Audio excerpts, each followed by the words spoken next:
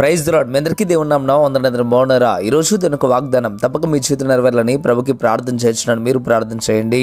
భయపడకుము, నేను నీకు తోడై ఉన్నాను. యెషయా గ్రంథం 43వ అధ్యాయం 5వ వచనం. ప్రేమైన బిడ్డలారా, ఈ ఉదయకాల సమయంలో ఒకవేళ భయముతో దిగులుతో ఈ వాగ్దానం వింటా ఉన్నారేమో. అయితే దేవుడు నేరుగా నీతో మాట్లాడటం ప్రారంభిస్తూ అంటున్నాడు, భయపడకండి, నేను మీకు తోడుగా ఉన్నానని చెప్పడం ప్రారంభిస్తూ ఉన్నాడు.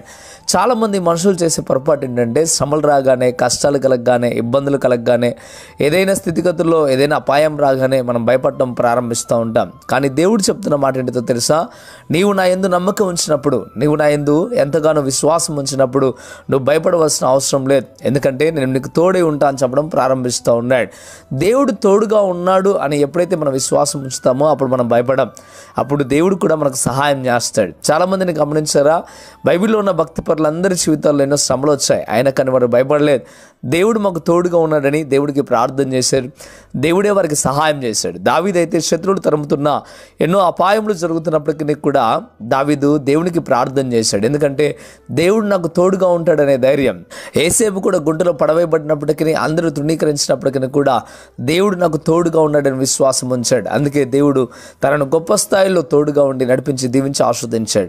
ప్రియమైన బిడ్డలారా, ఈ మాటలన్నీ మీకు ఎందుకు తెలియచేస్తా ఉన్నానంటే, నీ భయమును తొలగించాలని పరిశుద్ధాత్మ దేవుడు కోరుకుంటా ఉన్నాడు కనుక దేవుడే నేరుగా ఈ వాగ్దానం ద్వారా నీతో మాట్లాడుతూ ఉన్నాడు. నీ భయమును తీసివేసుకో, దేవుని యందు విశ్వాసము కలిగి జీవించు. బైబిల్లో మొత్తం 365 సార్లు కూడా భయపడొద్దు భయపడొద్దు అని రాయబడి ఉంది. భయపడొద్దని దేవుడు ఎందుకు చెప్పాడు 365 సార్లు అంటే, నీకు దినదినము కూడా దేవుడు చెప్పడం ప్రారంభిస్తూ ఉన్నాడు, నువ్వు భయపడొద్దని. ధైర్యము తెచ్చుకొనుము అని దేవుడు చెప్పడం ప్రారంభిస్తూ ఉన్నాడు. దయచేసి ఇకనైనా మీరు భయపడక ధైర్యం తెచ్చుకోండి. దేవుడు నాకు తోడున్నాడనే ఒక మంచి ధైర్యం మీలో ఉండాలని కోరుకుంటూ ఉన్నాడు. పరిశుద్ధాత్మ దేవుడు ప్రాముఖ్యంగా కోరుకుంటూ ఉన్నాడు కనుక ఈ ఉదయకాల సమయంలో మీతో మాట్లాడుతూ ఉన్నాడు. మంచిది, మీ అందరి కొరకు ప్రార్థన చేస్తాను. ప్రార్థన. పరిశుద్ధుడా, గొప్ప దేవుడా, మీకు లెక్కలేని స్తోత్రం. ప్రభువా, నీ బిడ్డలను దీవించండి, ఆస్వాదించండి.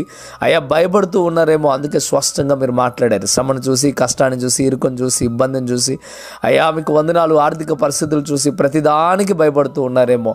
అయ్యా, మీరు మాట్లాడిన విధానాన్ని బట్టి వందనాలు. భయపడొద్దు, నేను నీకు తోడుగా ఉన్నానని చెప్పడం ప్రారంభిస్తూ ఉన్నారు.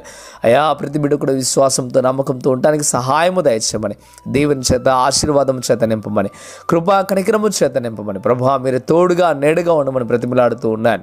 తండ్రి, మీకు లెక్కలేని స్తోత్రంనైనా యేసయ్య ఉదయకాల సమయంలో నేరుగా నీ ప్రజలతో మీరు మాట్లాడారు.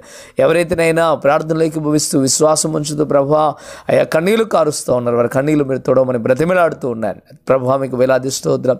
ఈ వాగ్దానం తప్పక వారి జీవితంలో నెరవేర్పు కలుగుటకు సహాయము దయచేయమని యేసయ్య నామములో వేడుకుంటున్నాము తండ్రి. ఆమేన్, ఆమేన్. ప్రియమైన బిడ్డలారా, ఈ వాగ్దానం ద్వారా పరిశుద్ధాత్మ దేవుడు మీతో మాట్లాడినట్లయితే తప్పక వీడియోని లైక్ చేయండి. అంతేకాకుండా కృపా టీవీ ఇండియా యూట్యూబ్ ఛానల్ ఇంతవరకు సబ్స్క్రైబ్ చేసుకోకపోతే ఇకనైనా మీరు సబ్స్క్రైబ్ చేయండి.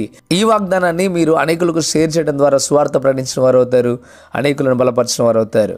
ప్రభు మిమ్మలను మీ కుటుంబాలను దీవించి ఆశీర్వదించును గాక. ఆమేన్. God bless you.